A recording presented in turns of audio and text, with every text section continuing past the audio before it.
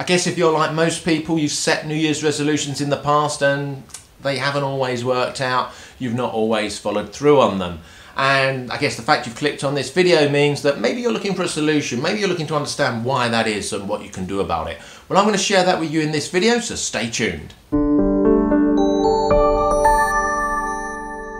Hi, I'm Mark Rhodes and welcome back to Massively Improve, the channel that helps you to massively improve with personal development tools, techniques and ideas that are actually quite easy to do. Now, we love New Year's resolutions, don't we? Because it's a chance for us to put the past behind us, become a new person, have our best year ever, say we're going to start doing these things, we're going to stop doing these things and everything will be great. And then a lot of the time it just doesn't happen, does it?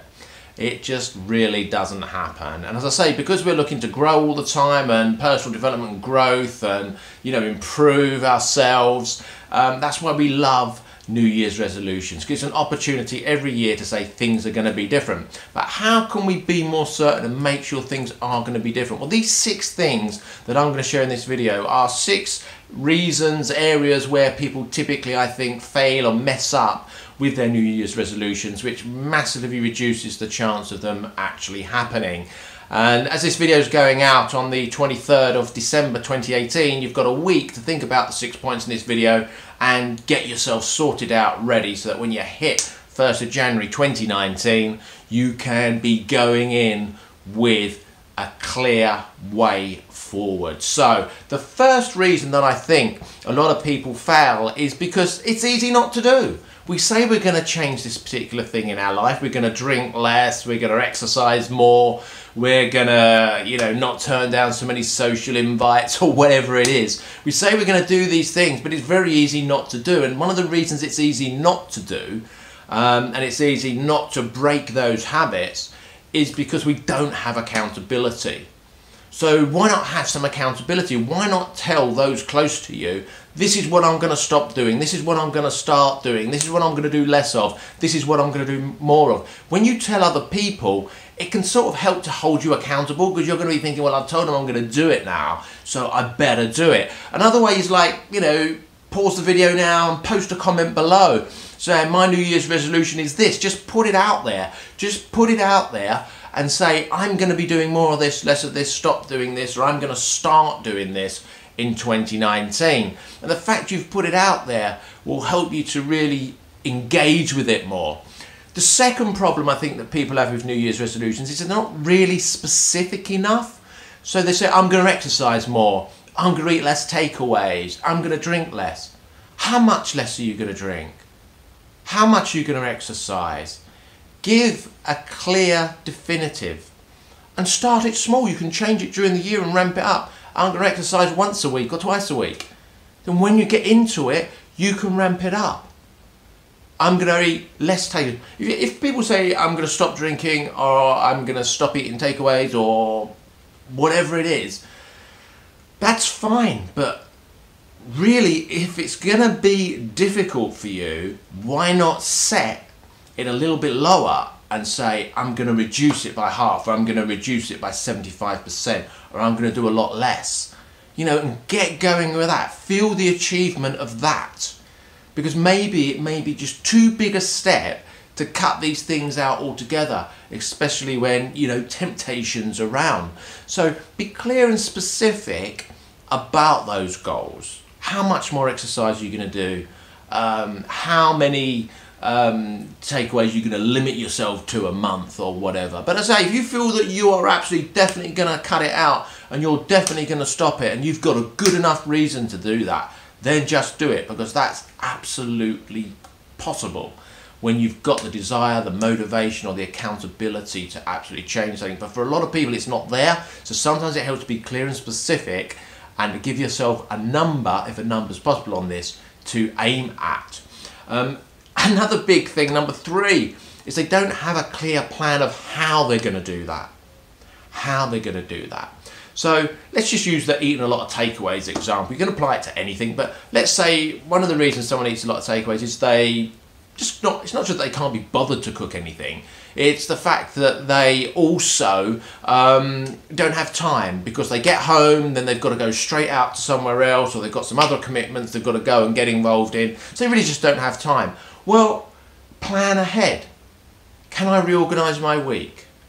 Can I actually move those things I have to do straight after back 30 minutes to give myself time to get this done, to do this new thing? Or if it's exercising, where am I going to make the space in my day? Am I going to get up half an hour earlier? Am I going to do something at lunchtime? Make a plan for when you're going to do these changes and how specific the changes are going to be and those sorts of things, because then you're going to stand a lot more chance of doing it. And if you run a calendar, I mean, I do everything in a calendar, an online calendar, or everything I've got to do goes in there. Put it in the calendar. Put it in the calendar so it's got a definite date and time on when it's going to happen. The next thing, number 4, is not taking the first step on the first day. And then when people haven't taken the first step on the first day, they say, that's it, I've failed, I've given up. There's no point doing the New Year's resolution now, I've spoilt it. So they may have said, right, in 2019, I'm not going to do this particular thing. And let's stick with the takeaway example.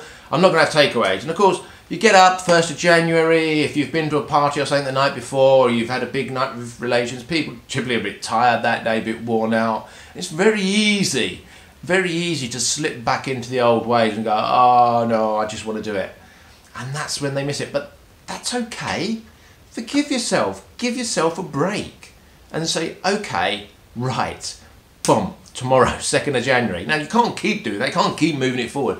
But if you don't start it, or you make a mistake in the first few days or the first week, or you miss something in the first month, don't let that be a reason to say, oh, it's ruined now. Focus on the progress you've made. You know, if it's partway through a month and you said you were going to exercise twice a week and something happened one week and you didn't get to exercise at all, don't say, well, that's it, it's blown. No, look at what you achieved. Look at the few weeks you did do it. You've already proven it's possible. Now replan, get back on track and continue to do it, because you've got the whole year. It's not just about those first few days. The 5th thing I would say with New Year's resolutions is people set unrealistic goals. And that sort of ties in with an earlier point where I was talking about people looking to reduce alcohol consumption, or the number of takeaways they have, or to exercise more. They set unrealistic goals like, I'm going to stop drinking alcohol, or I'm going to stop eating takeaways, or I'm going to exercise every day. And for them, it's possibly an unrealistic goal to go straight to that extreme straight away. I know loads of people, even in my family, that have gone straight to an extreme on giving up on something straight away, going cold turkey as we call it, and that is successful for a lot of people. But there's also a lot of people that doesn't work for, or they've not got the motivation to do that. So set a realistic goal, set to cut things down gradually, and celebrate the success when you cut it down by that gradual amount. But the last one, which I think is really, really important in life, not just in New Year's resolutions, is what I would say number 6 was for me, where most people fail with resolutions, New Year's resolutions, they don't actually even get started, is because they do tell someone else. I know I've already told you at the beginning to tell other people, to hold yourself accountable, but when you tell other people, please beware of this, that some people will turn around and say, oh, you'll never do that. What, you? You're going to do that? Or you're going to stop doing that? No. And that causes most people to go, oh yeah, they're right. Don't let that happen. Instead, go, I'm going to prove them wrong. I'm going to remind them of what they said next month or the month after, and I'm going to prove them wrong. But too many of us are put off in life because other people tell us we can't do it. Other people tell us we won't be able to do it. And as I always say, don't take advice from anyone who's less successful than you are, or has lower dreams and ambitions than you've got, because that's not who you should take advice from. So I hope you found this useful, with these 6 sort of tips, ideas, strategies, whatever you want to call them, to help you to hit 2019 running and carry those New Year's resolutions through into the future and look back and say, hey, didn't I do brilliantly?